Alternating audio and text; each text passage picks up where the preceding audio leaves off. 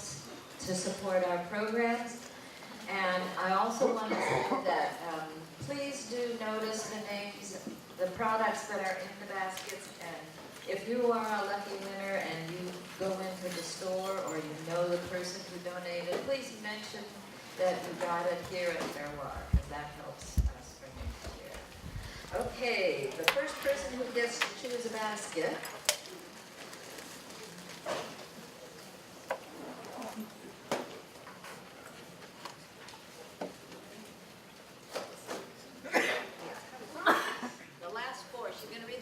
All right, I'll read the last four here.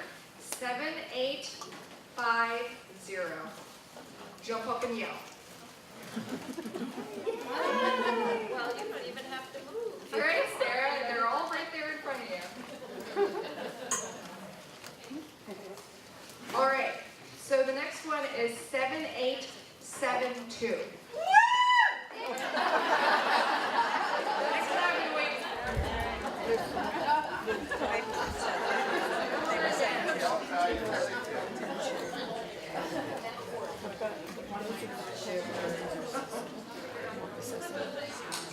All right, so your next number is 7846.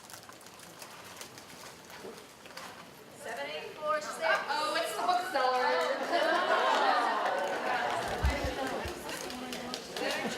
Here, you guys. This is our local bookseller.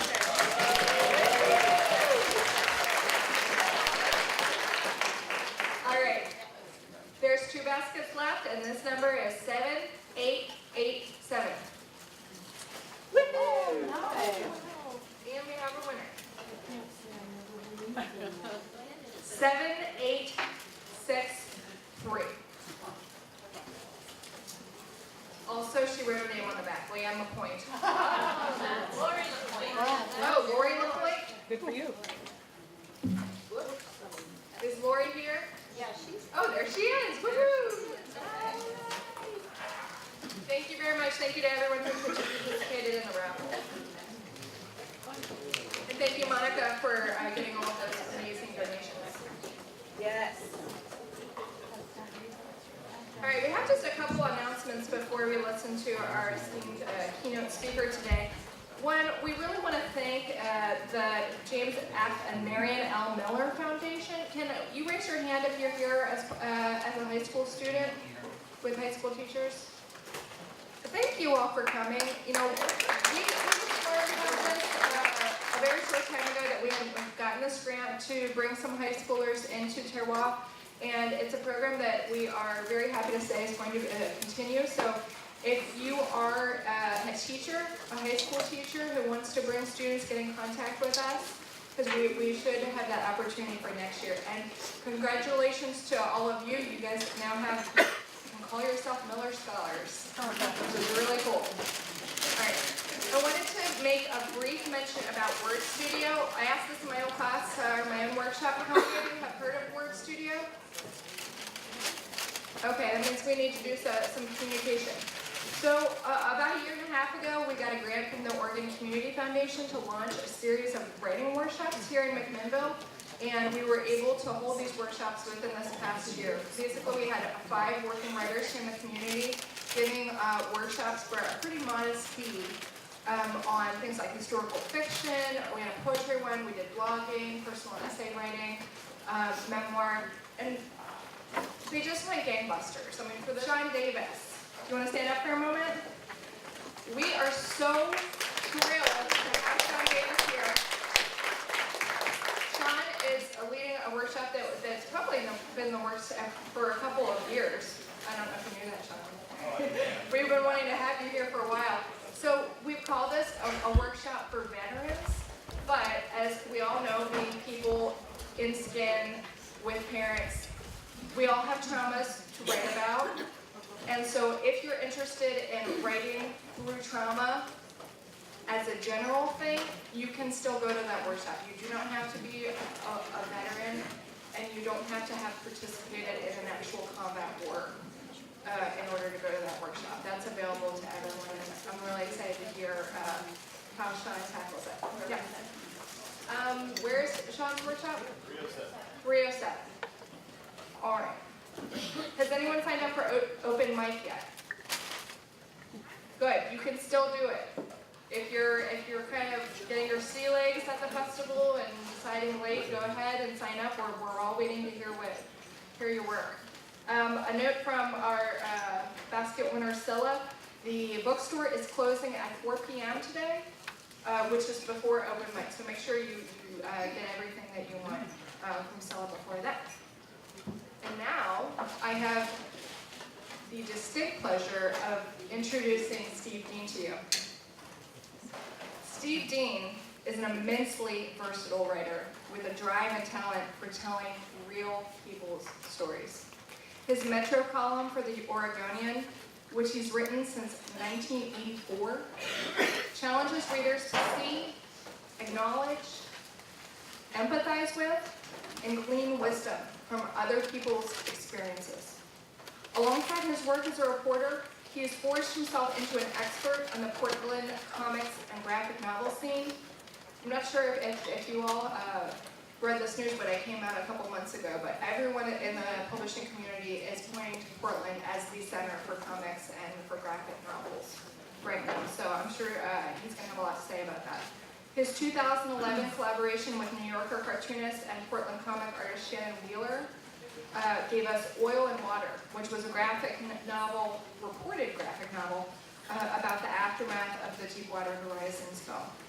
So we're going to let Steve tell us about that in a minute, but I really, as a journalist myself, I want to just take a minute and appreciate the work of a true journalist, someone who is still out there pounding the pavement to get real stories. We all know about fake news, right? What's the opposite of fake news? News. Just news. And he knows how to write the news in a really engaging way. He's a real hero to me, and I couldn't be prouder to be the person who is introducing him today. So let's give a warm welcome for Steve Dean.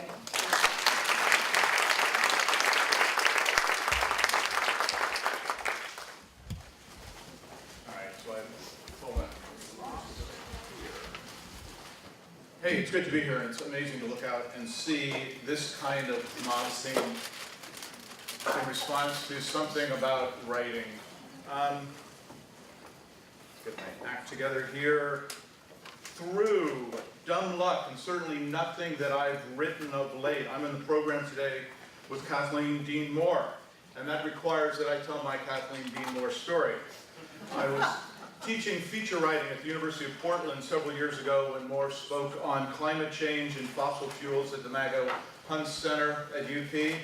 I took my class to see her, and in the question and answer period after she spoke, a student rose in the back to ask her how to apply her philosophy and morality to his daily life. However he phrased the thought, I heard the question that has long framed so much of what I have written, and you heard echoes of it several hours ago. How should we then live? So I sent Kathleen an email asking her to elaborate on this, and those emails, when they arrive in my inbox, normally paralyze me for weeks on end. Amazingly, she answered me the following day, which suggests that she's either thought a lot about this or she had something on file. Because she's heard the question before, and she focuses on, she lives the answer to it. But I just want to read a couple of the paragraphs that she sent me, because I carry a lot of this with me still. In the future, I tell the student, she wrote, you will look back on your college years as the best years of your life. Why is that? In college, students live together. A friend is always down the hall. Students share meals. You share bathrooms. You share rooms. You share rides. You share books. You share secrets.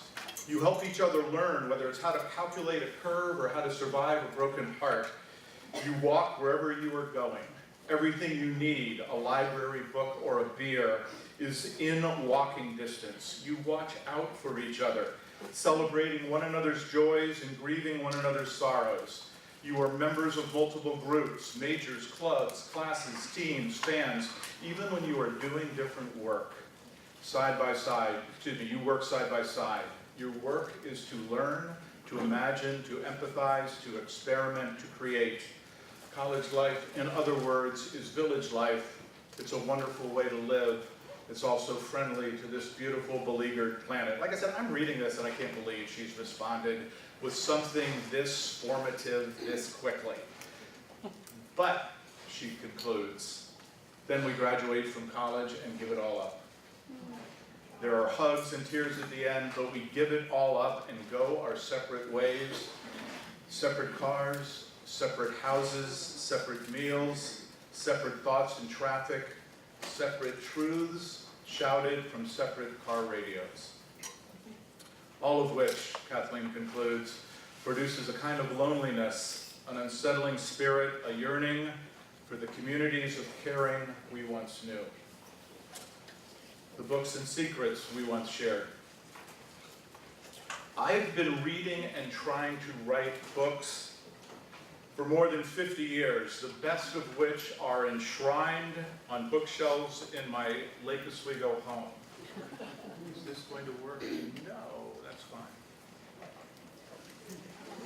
So, here are the Shakespeares. Top row. By the way, the Arden Shakespeare series from the 50s and 60s is the coolest shelf porn ever published. I mean, just the array of colors, they're extraordinary, and it's taken me literally 30 years to find all of those in dark corners at Powell's. Here are the Alice Hoffmans.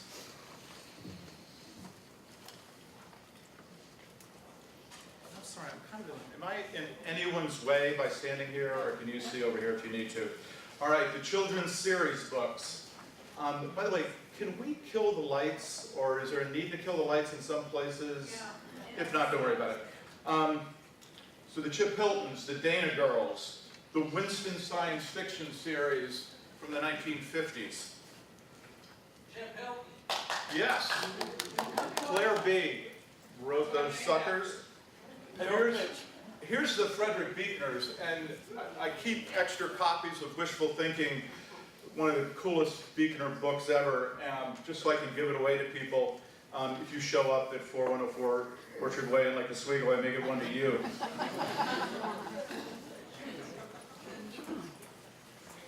And here are the graphic novels, or some of them anyway. In 36 years at the Oregonian, I've had many privileges beyond that of the platform of a Metro column. One thing I got to do was to review books, whether for Ellen Hetzel or Jeff Baker, and I quickly reached this conclusion: if I didn't like a book, I'd simply set it aside. There was no reason to burden you with a loathsome review of a book you shouldn't read. What the audience needed instead was an introduction when I stumbled upon a book I should share with friends, growing children, former college roommates. That need has become more desperate over the years as bookstores and libraries have shuttered. When you have questions about books, Powell's has replaced its doctoral candidates in the aisles with retired baristas. And social media pushes us all the time to the same old stories. John Grisham and James Patterson, LeBron, Beyonce, the Kardashians. In the face of that onslaught, we too quickly conclude we've seen and read it all. We give up before we discover Lauren Groff or Donald Harrington. We disappear into Netflix without the solace of Larry Brown, Joan Didion, Don Winslow, or Julie Otsuka. I have found inspiration and sanctuary in writing for more than 50 years, and while I could probably teach a college-level course on the sad decline of the daily newspaper, I'd rather talk about the books that continue to inspire me. On this afternoon, at least, we're talking comic books and graphic novels. So again, I've written a graphic novel, Oil and Water, a tale of the Deepwater Horizon and its aftermath in Louisiana. I've also co-authored A History of Comics, Comics Between the Panels, published by Dark Horse in 2003. As a result, I want you to consider where we've been. I want to consider where we've been before I talk about where we are. and what you're probably missing. This is my painfully transparent attempt to show some really cool images and to sort of shake you, roust you from your post-lunch lethargy. All right, in the beginning, and we'll do this semi-quickly. In the beginning, the attraction of comics was visceral, and I think there's no denying the medium was transformed by Action 1. In 1938, Europe littered with broken glass. This country needed superheroes, and two kids from Cleveland provided one. That he was an illegal alien didn't much matter at the time, nor the fact that he didn't bleed red, white, and blue. He didn't bleed, period. Superman was unstoppable and decent on one of those daunting occasions in history when indecency ran virtually unchecked. If that wasn't enough, his adventures were available for a song, all in color for a dime. Now, let's not forget the power of image in that pre-television, pre-Instagram era. I'm still stunned by the riotous impact of the magazines available on the corner newsstand. You're familiar, I hope, with Norman Rockwell, of course, and he produced 322 covers for Saturday Evening Post over the course of 47 years. The model for this cover is Marty Hoff, who had just won top honors in a 1936 contest to determine the most perfect figure in America. Those were the days. 2 weeks after this issue was published, she was in Hollywood under contract to 20th Century Fox. Now, as long as I have Rockwell up, and this is pure sidebar, this is a painting called Orphan, and was never on a magazine cover that I know. It's Little Orphan at the Train. And this melodrama is rooted in a time in our history when after the local orphanage burns down, the kids are tossed in a train and ferried from one Bible Belt outpost to the next in a surreal quest to find homes for them all. So it is that this woman arrives on the platform with the clock or the conductor's watch running, trying to make the decision of a lifetime. Obviously, Rockwell got this stuff from real life and real stories that he told. My favorite Rockwell painting, Peach Crop. His ability to frame a story on a canvas like this explains why the major collectors of his work are George Lucas and Steven Spielberg. Rockwell, you know. But Cole Phillips on the cover of Life would still be publishing if Cole Phillips was alive. Again, these are magazine covers on your local newsstand, okay? So Cole Phillips, then a guy named Al Parker on the cover of Ladies' Home Journal. Look at the construction of this art. The casualness of the gloves that are strewn there. It's a chaste eroticism, but it's extraordinary the way this image is arranged. Ladies' Home Journal, people. So, she has no wedding gift on. well, all the better, you know? So in the late 30s, when Superman arrives, the competition for attention and newsstand space is really intense. And comics are competing not only with that, but with the pulps. Pulps like Weird Tales. This is art by Margaret Brundage. Did wonders with pastels. If that doesn't take you far enough, All Detective. Again, I don't know whether these were under the counter or on top of the counter. It was before I was born, unfortunately. Now, there's so little mystery as to how the comics rose to the competition. We're in an age now of individualized media, uniquely fashioned to your taste.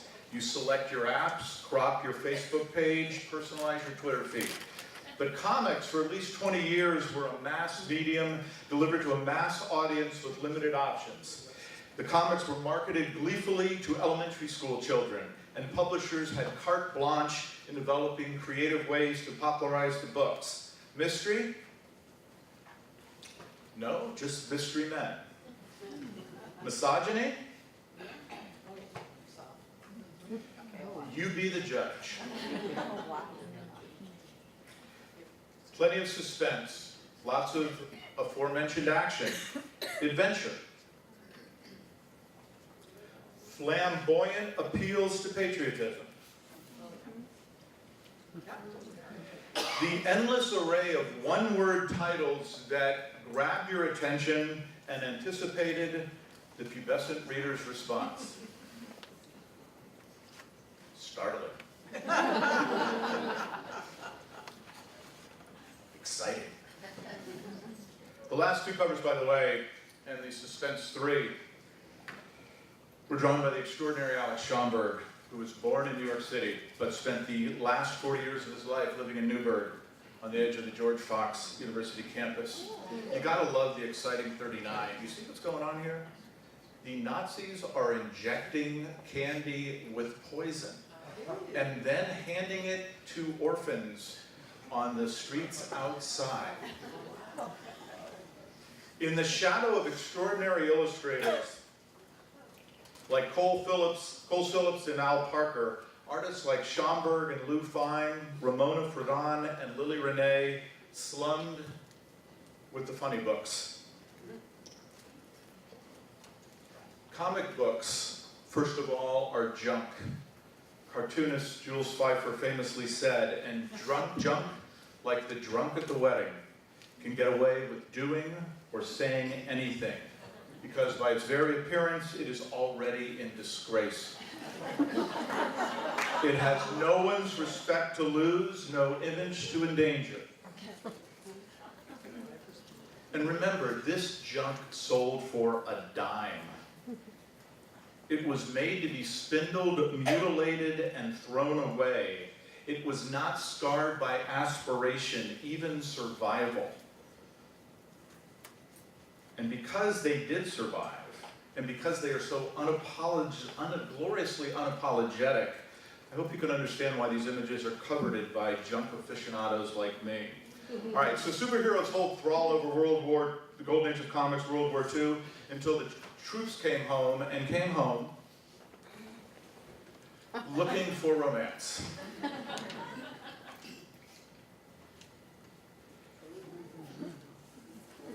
there's something so what about this image? These classics were drawn, by the way, by a guy named Matt Baker, one of the rare African-American artists of the era. My favorite. There's no room back here, Mac. Go curl up in the front seat and keep the headlights on. But we're stalled here for the night, so let's make the best of it. In the 1950s, EC arrived with the first issue of Mad, which will evolve eventually into Mad Magazine. And when EC wasn't taking sort of unbelievable detours into the sort of twisted ranks of horror, they had issues, believe it or not, from this cover, of social justice, racism, xenophobia, sexual abuse. 19 months after the former Soviet Union launches the first orbiting satellite, DC sends Supergirl into orbit. Superman has been around for more than 20 years. He thinks he's seen it all, but no. Great guns, a girl flying.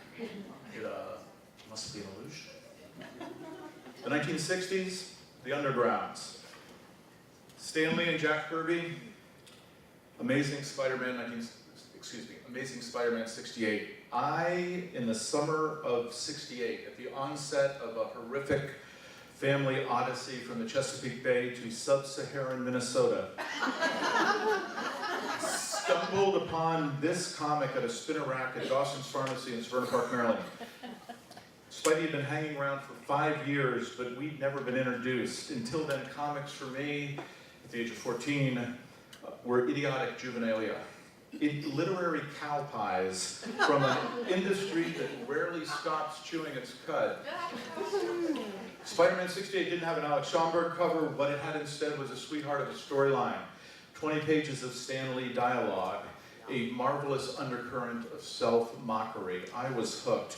And when we returned from Minnesota, I took the literal red wagon around the neighborhood buying every Marvel I could find for a nickel apiece.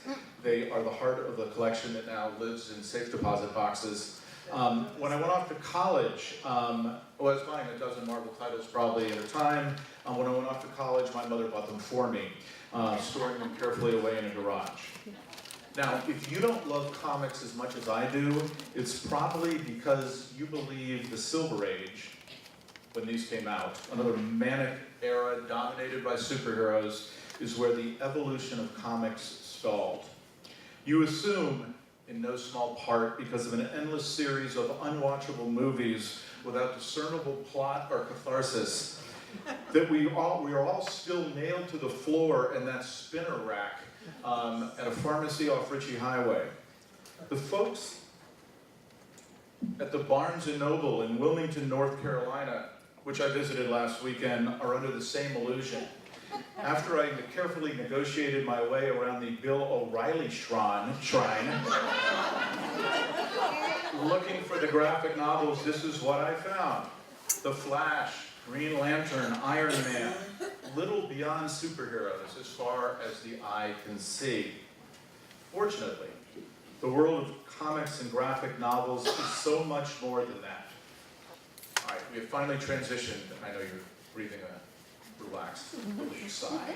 From where we've been to where we are. We are in an era where comics are stupidly expensive.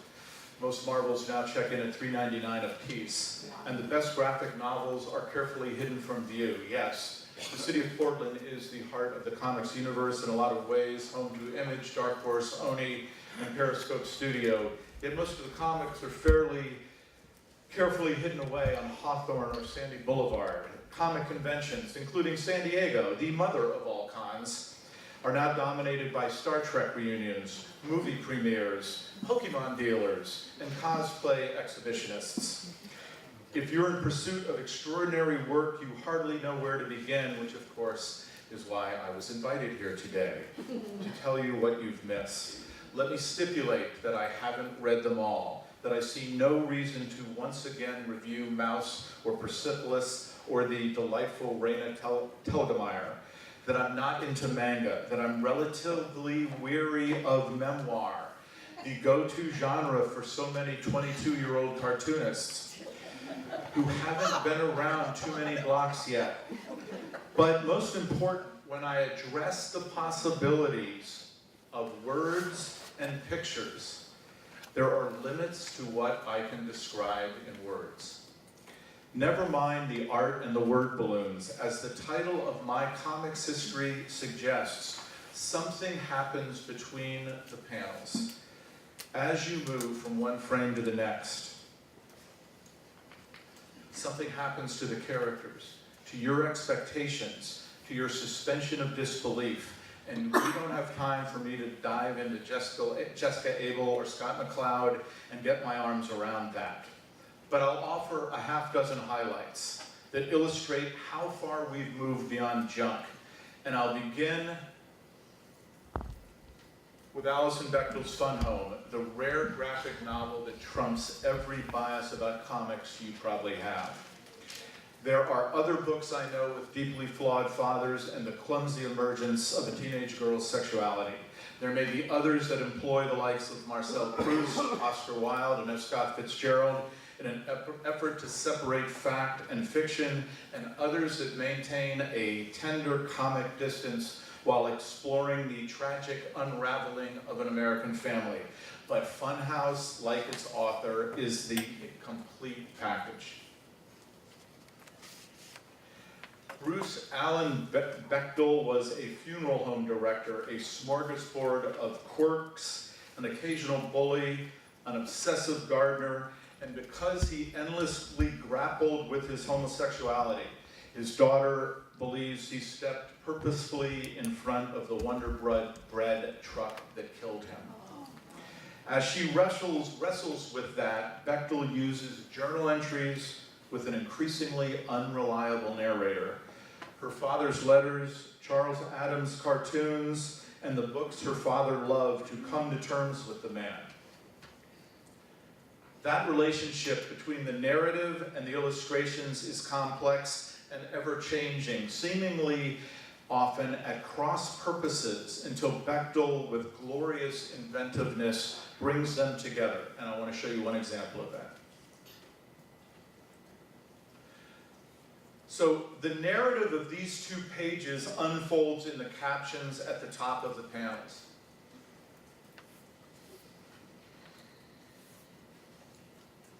Read them because we can't. And again, you may not be able to read this. So she's writing at the top.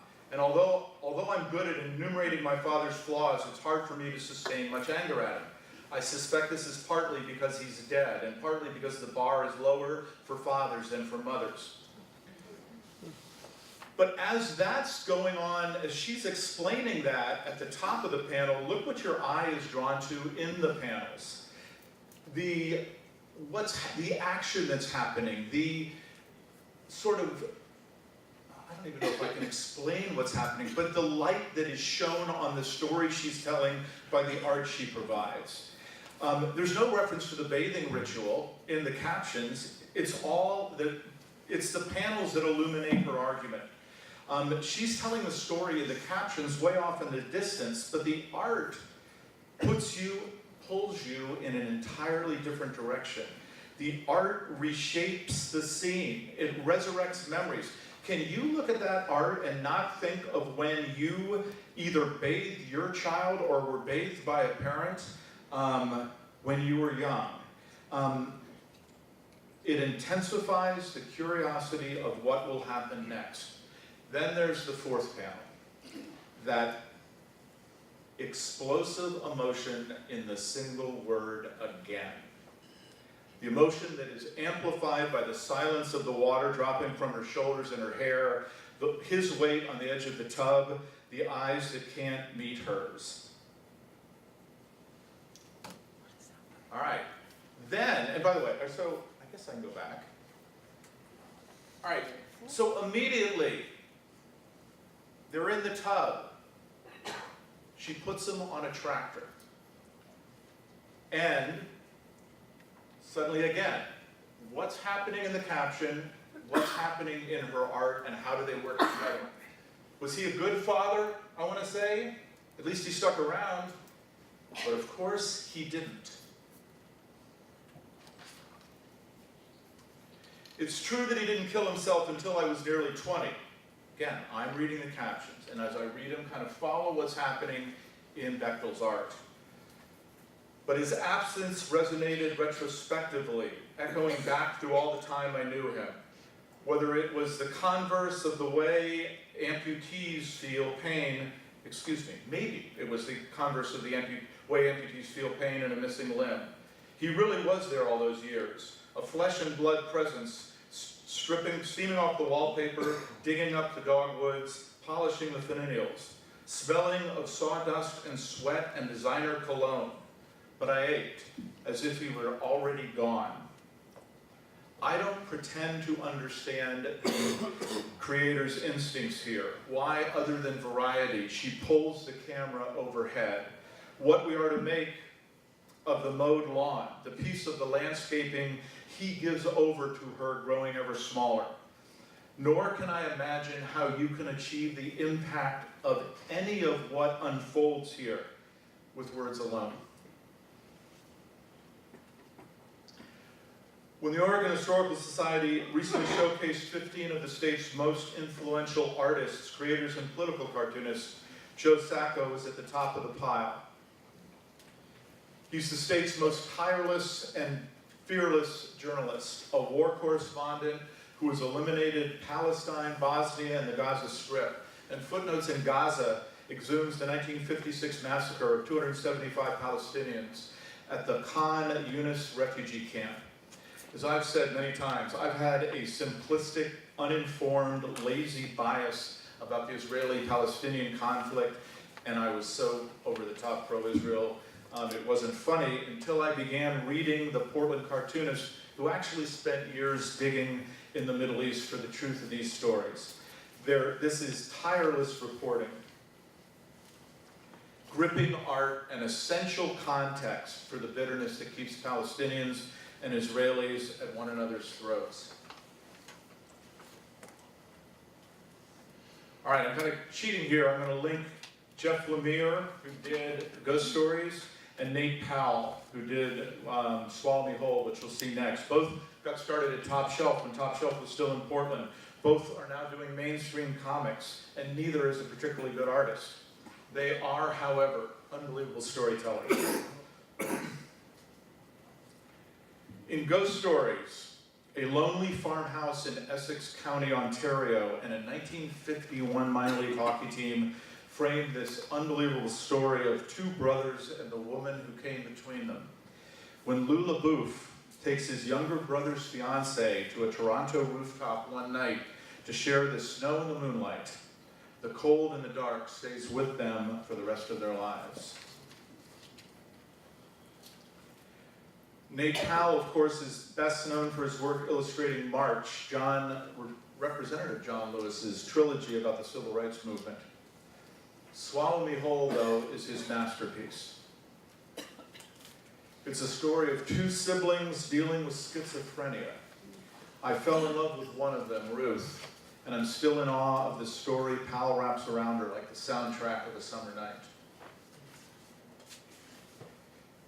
For understandable reasons, I'm fully on board when graphic novelists find sustenance in journalism rather than memoir. The Photographer is a collaboration between Didier Lefebvre, I cannot speak French, graphic artist Emmanuel Guibert, and colorist Frédéric Lemercier that pushes the envelope.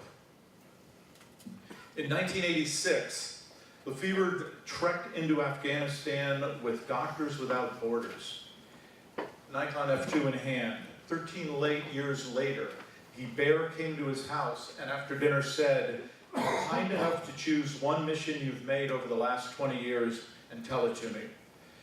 Lefebvre disappeared into his workshop for 5 minutes. He returned with contact sheets from his initial journey down the Silk Road, the first of 8 missions into Afghanistan. He'd taken 4,000 photographs. Only 6 had ever been published. The photographer changed that, as well as the dimensions of the graphic arts, combining photographs and drawings. And it does more than that. It forces you to consider exactly where you want to take your camera when time is running out. 2 more. This one's Summer is a collaboration between Canadian cousins Mariko and Jillian Tamaki, and it's the first graphic novel to receive a Caldecott Award, or Caldecott Honor. It was also pulled from several school libraries after one superintendent declared it pervasively vulgar.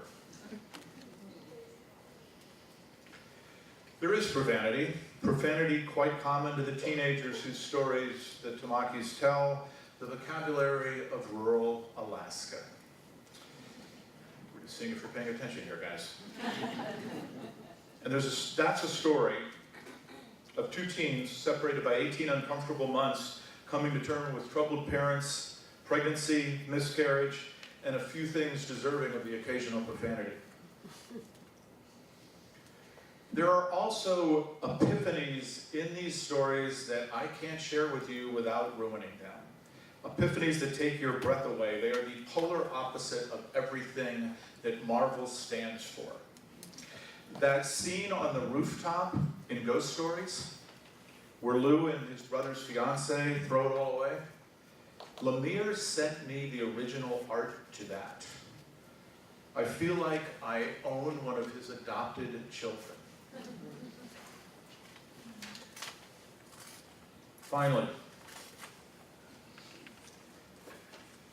if I had to name my favorite graphic novel in recent years, it would be Royden Lepp's Rust. Masquerading as another dystopian tale of robots gone mad, Lepp, who lives in Seattle, delivers a meditation on fathers and sons, a story of war and remembrance, and an absolute thrill ride where a boy with a jetpack squares off against machines that would give Arnold Schwarzenegger pause. I could go on. I don't know how easy it is to find these books. Although one of the reasons that I'm now occasionally at Chaparral Books at the corner of the Portland State University campus is that I want to share them with readers like you. They are the inspired work of creators who refused to work for a Marvel or a DC for a long period of time so they could tell their own stories, not go to the mat one more time with the same old superheroes. And it's generally good news, I think, that these artists have gained greater exposure through the giants of the industry. Jeff Lemire is publishing Royal City for Image. Mariko Tamaki is writing Supergirl for DC. I want to end with this, in the nick of time. There are no copies of Oil and Water outside. Fantagraphics published 2,000 copies of it. They sold out. There was no reason for Fantagraphics to go to a second edition. I get that. And it's too bad, because if you think it's easy to pull off what you're seeing people like Alison Bechtel and Lloyd Lepp do, Oil and Water is Exhibit A that it's not. It's such a mess. You know, it has its moments. It's the story of 22 Oregonians who ventured to the Gulf Coast in the aftermath of the Deepwater Horizon to express our solidarity with our friends and neighbors in Louisiana. And I open it in a Louisiana bar called Daddy's Money, which attracts cleanup crews every weekend night by drenching pinup girls in baby oil and loosing them on a wrestling mat. Oil is a blessing, not a curse, the Cajun proprietor told me, with an accent, I hoped, that undercut the pomp and circumstance of our sort of self-absorbed pilgrimage south. But for all my sense of comics, I lose my way between the panels. Understandably, I struggle with camera angles, with telling or packing too much into word balloons. But that said, writing that graphic novel may be the least lonely thing I've ever done in journalism. I worked on it with Shannon, and he frustrated the hell out of me. But we were drawn together by our love of comics. And thank God there is such sanctuary and community. As Kathleen Dean Moore said only 40 minutes ago, we're not made for separate ways, for separate cars, for separate houses, for separate meals, for separate thoughts in traffic, for separate truths shouted from separate car radios. Thank you.